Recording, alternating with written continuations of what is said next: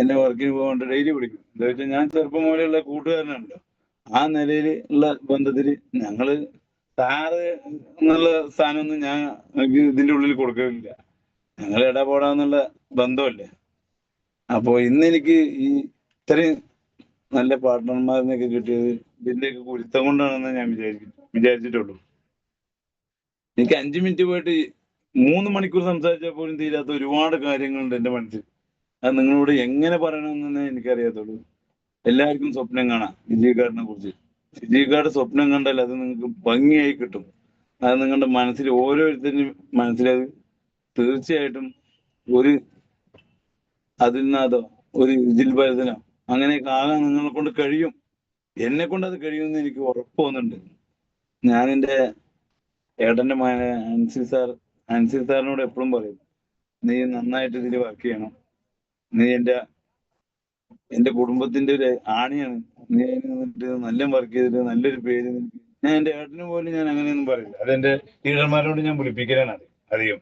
ഇവനോട് ഞാൻ എപ്പോഴും വിളിച്ചിട്ട് എപ്പോഴും പറയുന്നത്, അൻസിൽ സാർ നന്നായിട്ട് വർക്ക് ചെയ്യണം, നീ ഒരു നല്ല നിലയിൽ എത്തിയിട്ട് കാണണം.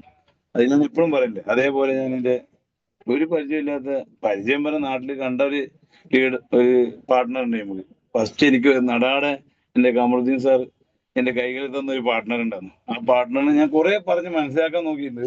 എന്റെ കഴിവിന്റെ പരമാവധിയൊക്കെ നോക്കിയിട്ട് അവര് ഇതിന് സപ്പോർട്ട് ചെയ്യാന്ന് ഉള്ളൊരു ഇതൊക്കെ ഉണ്ട്. അവർക്ക് നന്നായി വർക്ക് ചെയ്യണം, എന്റെ ആഗ്രഹം അതാണ്. പിന്നെ എന്റെ പാർട്ട്ണർമാരൊന്നും അധികം വർക്ക് ചെയ്യാത്തവരാണ്. പക്ഷെ ഞാൻ അവരെ കൊണ്ടൊക്കെ എന്റെ അതേ സ്റ്റേജിലേക്ക് എത്തിക്കാൻ എന്നെ കൊണ്ട് കഴിയും. ഞാൻ പിന്നെ എന്തായാലും എത്തിക്കും. ഞാൻ അവർക്ക് എനിക്ക് കിട്ടുന്ന ഇതിന്റെ കൂടുതൽ എനിക്ക് കിട്ടിയ സംഖ്യ എത്രയെന്ന് ഞാൻ നിങ്ങളോട് ആരും പറയില്ല. ആ സംഖ്യ നിങ്ങൾ ഇതിൽ കൂടെ കാണാം, എനിക്ക് കിട്ടിയ എത്ര സംഖ്യയെന്ന്.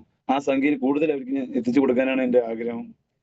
പിന്നെ എനിക്ക് പറയാനുള്ളത്, നമ്മുടെ മെയിൻ ലീഡർമാരെ തന്നെയാണ് പറയാനുള്ളത്. ലീഡർമാര് നമുക്ക് വേണ്ടി ഓരോ വാക്കുകൾ അവർ പറയുന്നല്ലോ, ആ വാക്കുകൾ നമ്മുടെ മനസ്സിൽ വെച്ച് നമ്മൾ പ്രവർത്തിക്കണം. പിന്നെ ആശാ മാം, അതേപോലെ ബൽക്കീസ് മാം, അവർക്കുള്ള അറിവ് കൊണ്ട് അവര് ഉള്ള കാര്യങ്ങൾ ഭംഗിയാക്കിയെന്ന് എനിക്ക് പറയാനുണ്ട്. എന്റെ കമറുദ്ദീൻ സാറിനെ കുറിച്ചിട്ടും അത്ര തന്നെയാണ്.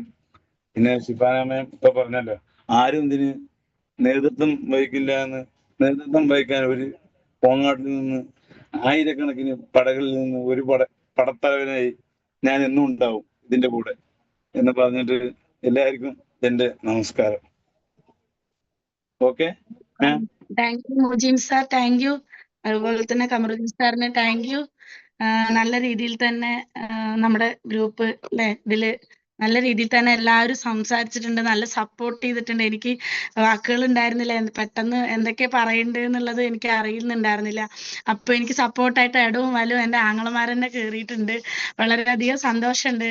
Thank you so much. അതുപോലെ തന്നെ കമറുദ്ദീൻ സാറിനെ കുറിച്ച് പറയാനാണെങ്കിൽ എന്നും ഡെയിലി ഞങ്ങൾ ഒരു 10 മിനിറ്റെങ്കിലും വിജയക്കാരനെ കുറിച്ച് ഞങ്ങൾ